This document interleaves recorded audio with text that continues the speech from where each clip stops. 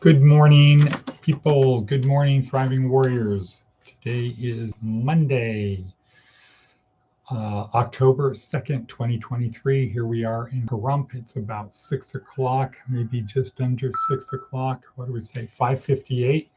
Big day today. A lot of things happening. This is the RAM event, Rural Area Medicine. We hope to be there today. We will be there. Meeting at 2 o'clock at Faith Fellowship. We'll love thy neighbor, etc. Good morning, Whatabebby. Pahrump, gang sign. Pahrump. Okay, so here we are, start our daily 5-part podcast. Let's just dive right in. So there are 5 parts to our podcast. Prepare for the podcast, prepare for the day. Number 2, attitude of gratitude. Start out our day accentuating the positive, thinking about the good things. Number 3, review of yesterday. How did we do? Where did we come up short or exceed expectations? Number 4, plan for today. If we fail to plan, we plan to fail. Plan your work and work your plan. You know the thing. And then number 5 is to project the day and then go do it. However, we do steps 3, review yesterday, and project step 5 after the video is over. That's where you need to take a couple minutes of your own with your paper, with your pen, with your coffee. This is courtesy of Randy Bissell, Desert Oasis Commission.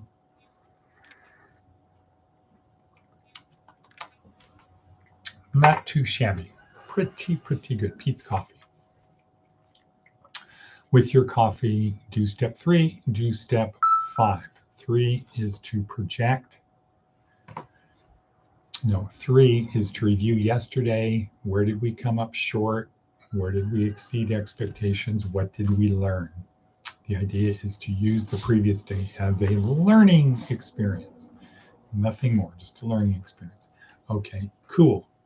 And step 5 is we project the day. So we think of what we're going to do, we see the day unfolding, and then we go live it. All right, let's start with step 1, preparing to prepare. Step 1.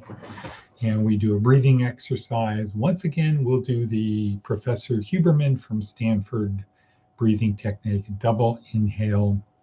The purpose is twofold. Number 1 is to expand our lungs as fully as we can, get as much oxygen in, which will help us perform better, get our metabolism increased. I'll have to say a little bit more in Huberman in a minute. Number 2,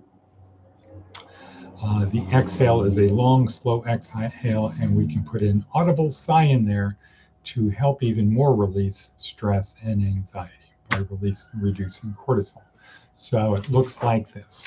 So feet flat on the floor. We're going to use our rib cage, but mostly our stomach, our diaphragm, to get maximum air in our lungs. So it looks like this.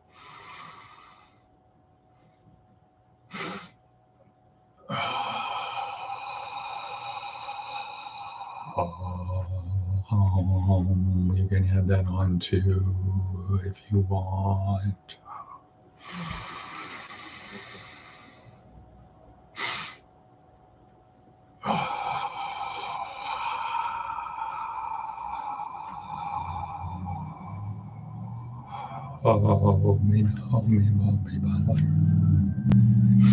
I added the last part.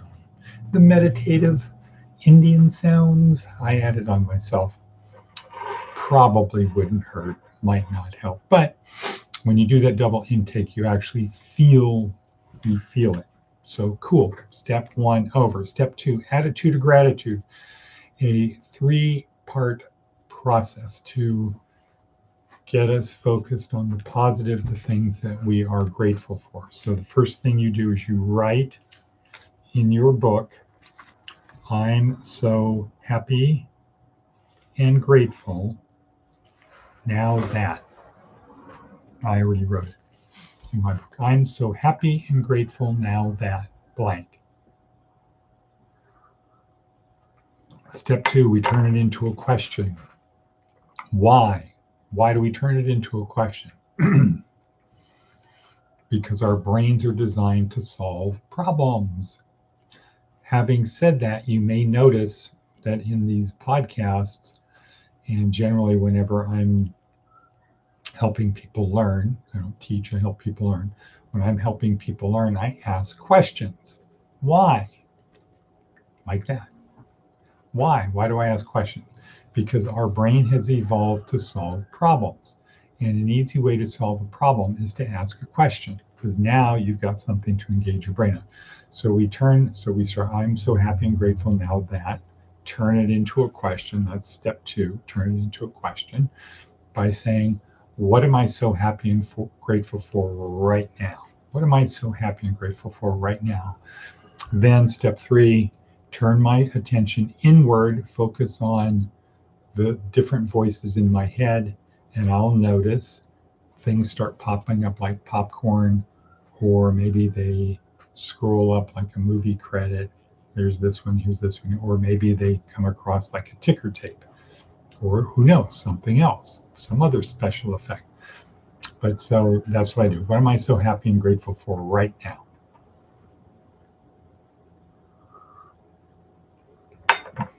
Okay, to be here now. I remind myself that there's probably 7.3 billion people in the world that would trade places with me right now, no matter how bad my life is. There's probably 7.3 billion people that would trade places with me. So cool. Why? Because I have the opportunity to make things different. Okay. Or as last week, Arthur Brooks said, enjoyment, satisfaction, purpose. I enjoy what I'm doing, I'm satisfied with what I do, and I have purpose. Cool, boom, yeah, great. So that's done with now step 2. Step 3, review yesterday. Okay, again, we look at where did we exceed expectations? So I asked myself the question, I engage my brain. I ask myself the question, what do I remember feeling yesterday? What are the feelings I remember from yesterday? And then turn my attention inward, focus on the thoughts inside, the many thoughts inside of my brain, the many voices inside of my brain. I do that.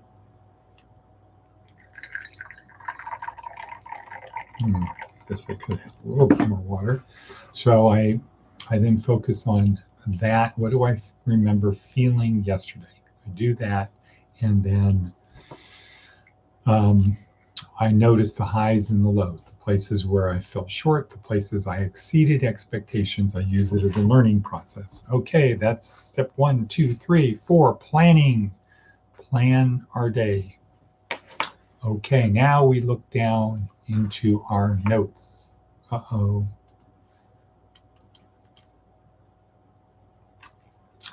boy, signed out, somehow signed out.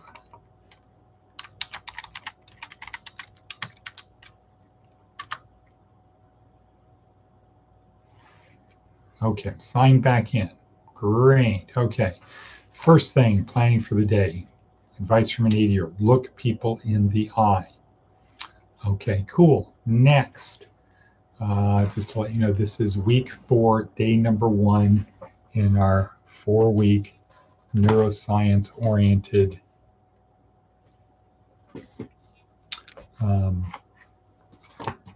program for success. Week 4, day 1, crisis leadership. In our metaphor, this is, okay, we understand the journey we're on. That's week 1. What is the journey? Why is there a journey? What is the metaphor we use? Step 2, building the boat. Building the boat, that's the metaphor of navigating across the ocean, the predictably unpredictable sea to get to the journey, which is way over the horizon. 3, so building the boat. 3 is putting a crew on the boat. How do I get people on the boat? Because I can't get there alone. It's too far. The boat is too big. I can't handle it myself. I need other people. And the more people I have, that I can properly manage, the better the journey is going to be. Like if I have a full-time cook, wow, now everybody feels good. They're going to do their job. Okay, so that's week 3. Week 4 is now don't wreck the ship. Don't have a mutiny. Don't run it against the rocks. Don't get off course and get lost. Keep focused on the journey. We don't know what the destination is going to be like. We just know it's way over there. We're going to keep going. It's life is an adventure, or it's nothing at all, as Helen Keller said. Okay, cool. So time is racing. Other highlights for today. Oh, Andrew Huberman. Right.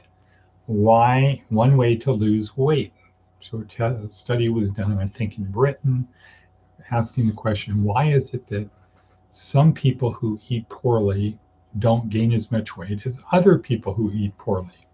And the answer was they burn off more calories because they fidget, they pace back and forth, they bob their knee, they turn their head, they get up and sit down, get up and sit down. They do a lot of things. They just burn more calories, like maybe 800 more calories a day, because they're active, not sedentary.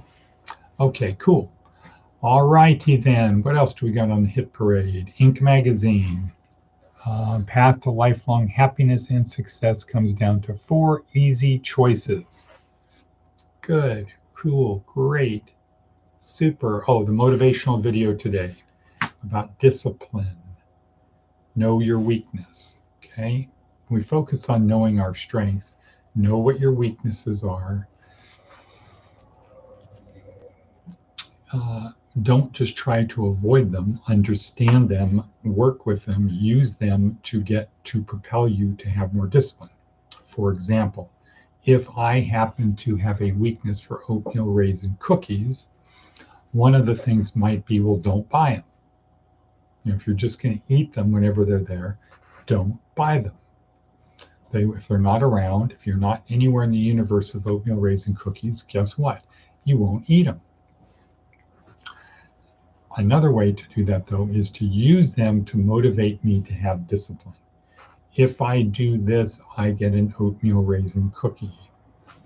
Use it that way. Know what your weaknesses are. Use them to your advantage. All righty then. Cool. Where are we for time?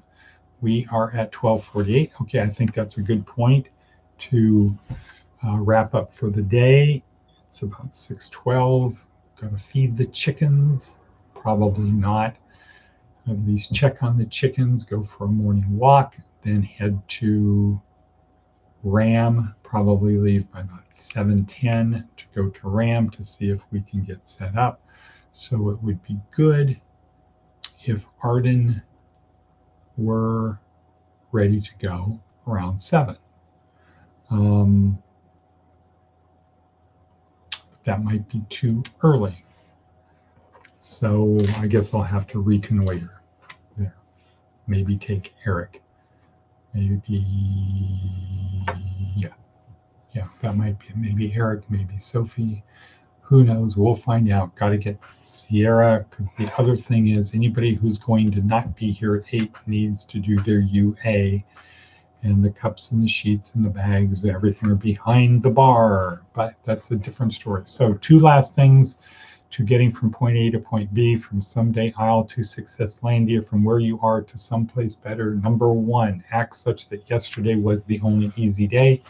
Our Navy SEAL-ish maxim, act such that yesterday was the only easy day. Embrace the suck, get comfortable being uncomfortable, help someone else. Just do a little bit more today, and then the value of compounding will compound that. We'll make it much higher. Okay, just a little bit more each day. The curve goes up like that. All right, it's not a flat. Okay, and then the second thing, if you're still here, God has a plan for you. No, wrong. Nope, we're on now. studying the idea that our gift from God, God's perfect gift to us was our life. That was his perfect gift to us. And as a gift, there's no expectation of getting anything in return. It's not, I'm giving you a gift of life, but you have to do my plan. If you don't do my secret plan, because I'm not going to lay it out for you, you got to figure it out. If you don't do my plan, I'm going to poke you with the goads. That doesn't even make sense. No good parent would do that with their kids. God is perfect. And in his perfectness, he gave us the gift of life with a spark inside him, God in all things. And we have the opportunity, but not the obligation. We have the opportunity to reciprocate that gift by the way we live our life, by fanning that internal spark, hopefully turn it into a raging inferno and become a saint, become somebody who really acts in a way that is pleasing to God, reciprocates the unreturnable gift, grace, the gift that we were given by God's grace, to return that, reciprocate that by living a life that is pleasing to God, by nurturing the little spark of God that is inside of us. It could be the Holy Spirit, who knows? By nurturing that, attempting to fan the flames in such a way that it is pleasing to God, that would be the greatest gift. And what was the instructions from God the Son, from Jesus? 2 things plus 1, so 3 things. 1, love God with all your heart. 2, love your neighbor as yourself. And then the 3rd commandment contained in John, I think also in Matthew, was to love your neighbor as I have loved you, which he said once he knew they were going to catch him and they were going to kill him, and that he was going to come back on the 3rd day, but that he had to go through that. So, again, disclaimer for people who are believers, it's okay. Don't worry about it. It's okay. I'm not talking to you. I'm not trying to change your belief, not questioning what you believe. This is simple arithmetic for non-believers. Remember, this podcast is for non-believers who are not successful. Not non-believers who are successful, not believers who are successful or not successful. If you're a believer, disregard what I said, because you're at a higher level. Who knows? You could be at algebra, you could be at differential calculus, you could have years and years and decades of study. You're beyond differential calculus. You're way beyond that, so you can get into the subtleties and nuances of the words in them. So you can spend 8 weeks learning what might be called and arguing about, is it the Lord's Prayer? Is it the Apostles' Prayer? Is it the perfect prayer? You can spend 8 weeks going word by word through that, or you could do the simple meaning that Jesus did to his disciples. Here's how you pray. And he didn't spend 8 weeks breaking it down. It was just like, boom, here it is, guys. Just do this. It's pretty simple. Figure it out.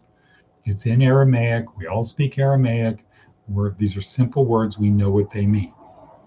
Okay, so if you're still here, what it means is you have an opportunity to fan the spark, to increase that spark that's within you, that spark of God. God is in all things. To fan that spark of God that is within you. The gift he gave us had no conditions, but there included a spark of God within us that we have the opportunity, but not the obligation, to to turn into a flame, to fan, to make something happen of it. But that's it for today. And I will say, and cut.